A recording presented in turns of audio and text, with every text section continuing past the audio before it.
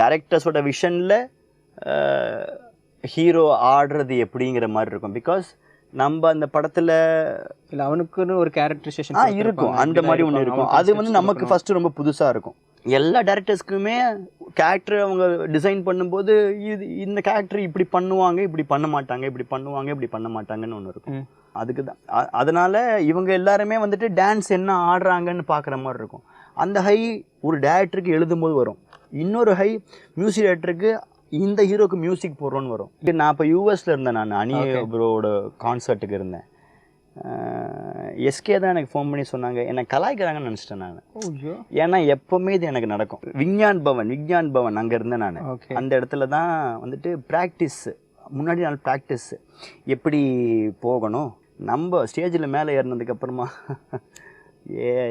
இப்படிலாம் பண்ணோன்னே Satish come back அப்படின்னாங்க. Yes one more time you should not, டக்குன்னு வந்துட்டாங்க எல்லாரும். இப்போது எனக்கு என்னென்னா, இப்போது ஆக்ட்ரஸோட கிராஃப்ட் நம்மளுக்கு தெரியும், அவங்க என்ன கொடுத்தாலும் பிரித்து மேய்ஞ்சிடும். இப்போ சிம்பு சார் சொன்னான்னு சொன்னீங்கன்னா, நான் வந்து 80ஸ்லேயே பண்ணிட்டேன். நான்லாம் எப்போ முடிச்சிட்டேன் இதாண்ணா, இவங்கிட்ட சரக்கு அவ்வளோதான்டா அப்படின்னு நம்மள போட்டு ஒரு மாதிரி இருங்க வேற அடுத்த லைன்ல வேற மாதிரி வரேன். பயங்கரமான அது பயங்கரமான ஒரு இதெல்லாத்தையும் தாண்டி டைரக்டர்ஸ், அந்த படத்தோட டைரக்டர்ஸ்ன்னு ஒரு விஷயம் இருக்கும், அவங்களோட ஒர்க் பண்றதுன்றது ஒரு விஷயம் இருக்கும். எனக்கு எப்பவுமே அது ரொம்ப டைரக்டர்ஸோட விஷன்ல நம்ம பயணிக்கணும் அப்படின்னு ஒன்று இருக்கு. அதை பேலன்ஸ் பண்றதுதான் என்னோட வேலையாவே இருக்கும். ஆக்சுவலா டைரக்டர்ஸோட விஷன்ல ஹீரோ ஆடுறது எப்படிங்கிற மாதிரி இருக்கும். பிகாஸ் நம்ம அந்த படத்துல இல்லை அவனுக்குன்னு ஒரு கேரக்டரைசேஷன் இருக்கும், அந்த மாதிரி ஒன்று இருக்கும். அது வந்து நமக்கு ஃபர்ஸ்ட் ரொம்ப புதுசா இருக்கும். அவர் இவ்வளோதான் ஆடணும், அவர் அவ்வளோ ஆடக்கூடாதுன்னு ஒன்று இருக்கும்.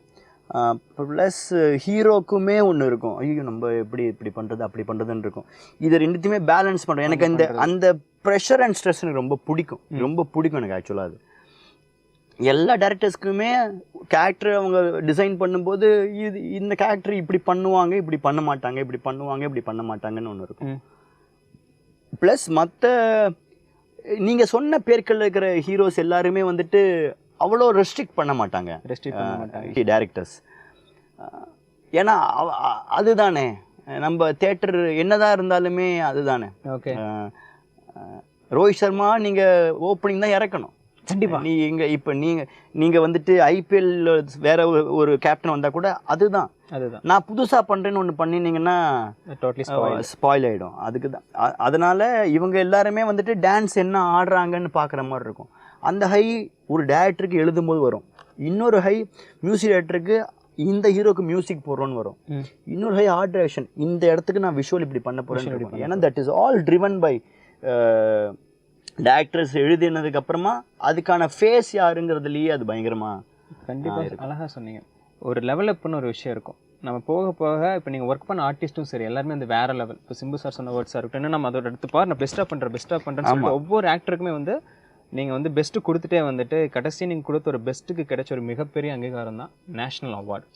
அந்த நேஷனல் அவார்டு மூமெண்ட்டில் அந்த மைக்கில் அனௌன்ஸ் பண்ணுறப்போ Satish Krishnan Tamil film industry dance கோரியோகிராஃபர்னு சொல்லுவாங்க.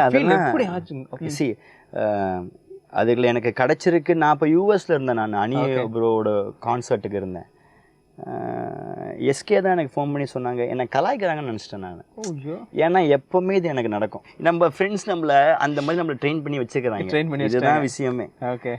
ஸோ இந்த மாதிரி நடக்குது அப்படின்னு நினச்சிக்கிட்டு இருந்தேன். நம்ம தெரியல. அதுக்கப்புறமா நிறைய பேர் கால் பண்ணி, சன் டிவிலேருந்து சார் கண்ணன் சார்லாம் கால் பண்ணி சொல்லும்போது தான் ஓ ஆமாம் அப்படின்னு வந்தது. ப்ளஸ் அங்கே போனதுக்கப்புறமா அந்த டெல்லிக்கு போனதுக்கப்புறமா அந்த விஞ்ஞான் பவன் அங்கே இருந்தேன் நான். அந்த இடத்துல தான் வந்துட்டு ப்ராக்டிஸ், முன்னாடி நாள் ப்ராக்டிஸ் எப்படி போகணும், என்ன மாதிரியா, எங்கே உட்காருவீங்க, எப்படி போகணும் அப்படிங்கிறத அங்கே ஒரு ரிஹர்சல் நடத்துவாங்க. நம்ம ஸ்டேஜில் மேலே ஏறினதுக்கப்புறமா இப்படிலாம் பண்ணோன்னே சதீஷ் கம் பேக் அப்படின்னாங்க. Yes one more time you should not, டக்குன்னு வந்துட்டாங்க எல்லாரும். நீங்கள் அதெல்லாம் பண்ணக்கூடாது, இந்த மாதிரிலாம் நீங்கள் பண்ணக்கூடாது. இவ்வளோ ரெஸ்ட்ரிக்ஷன் இருக்கா ஸ்டேஜில்? ஏங்க ப்ரோட்டோகாலுங்க, நீங்கள் புரியல.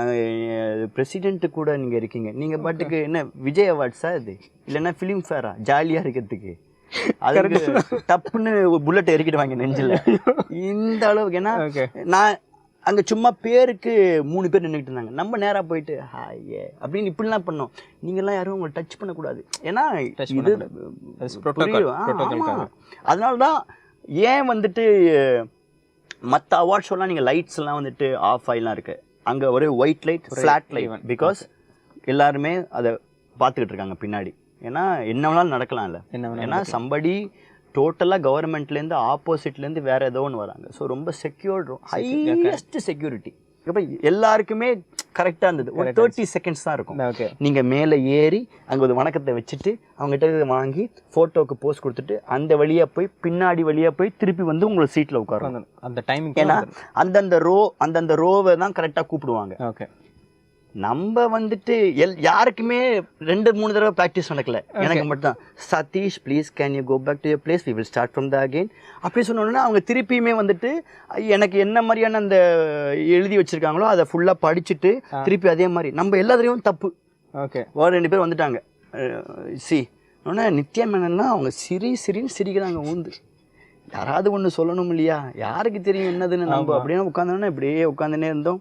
இந்த மாதிரிலாம் பண்ணக்கூடாது, நீங்கள் நார்மலாக இதுவாக இருங்க, இது என்னது இது இப்படி நம்ம இப்படி அப்படிங்கிற மாதிரி அப்படி அந்த மாதிரிலாம் போனோம்.